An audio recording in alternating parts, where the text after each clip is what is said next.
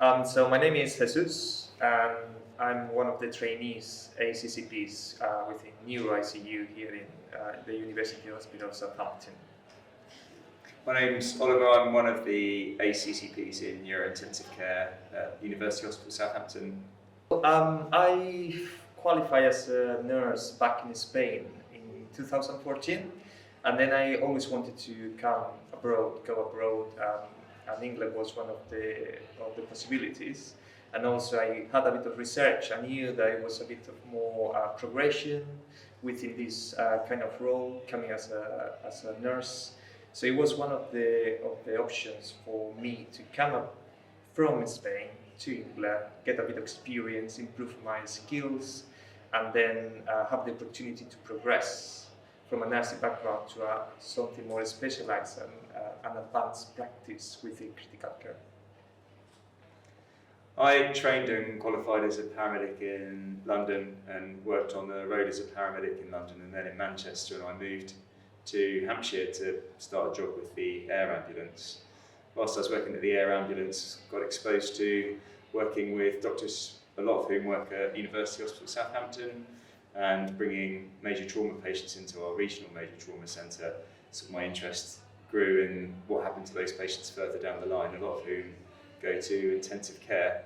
So when the opportunity to train as an advanced critical care practitioner in neurointensive care became available, I sort of jumped at it with having known a lot of the doctors from working at the air ambulance previously, and to continue developing my academic and professional career in a clinical environment has been really good. I think the most rewarding part of the job is getting to work in a small team with a flat hierarchy and looking after critically unwell patients and seeing the progress that they make and being sort of intimately involved in the day-to-day management as part of the team, and really getting to the bottom of what's going on with them and helping them to get better. It's really rewarding.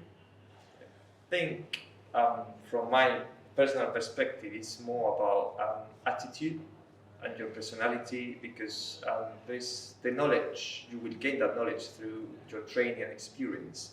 But I think it's really important that you've got an attitude to always willing to learn, obviously respecting the values of distrust, and just looking forward to improve on your own skills and setup.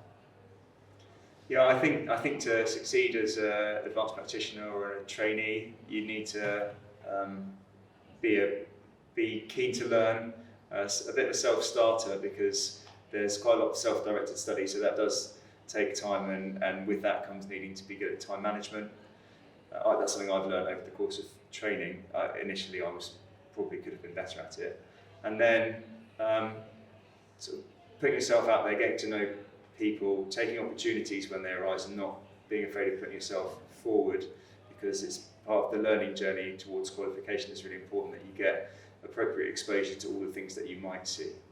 I think he mentioned really well, commitment is something that you need to have to begin with, but consistency is the key.